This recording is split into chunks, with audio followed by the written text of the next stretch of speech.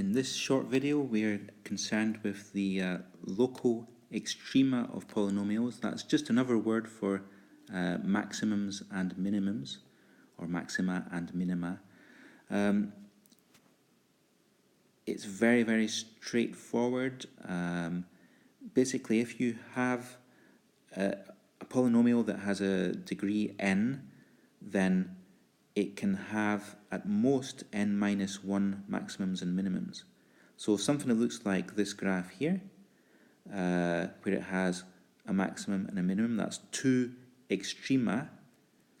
That means that it has to be x to the power of 3, or perhaps it could be x to the power of something bigger than 3, but it has to be at least x to the power of 3 to have 2 extrema.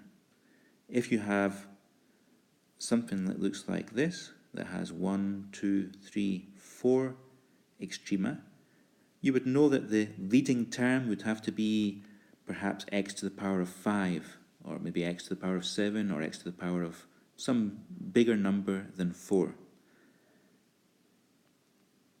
Okay, so that's for the extrema part of this. We also have like something that kind of corresponds when we look at the zeros. How many crossing points can we get? In this example here, 1, 2, 3, 4, 5 crossing points. The number of possible crossing points is equal to the degree. So if you have a polynomial of degree 5, it's possible that it might have 1, 2, 3, 4, 5 x-intercepts. That's not to say that it has to have 5 intercepts. It might only have 1 or 2 or 3.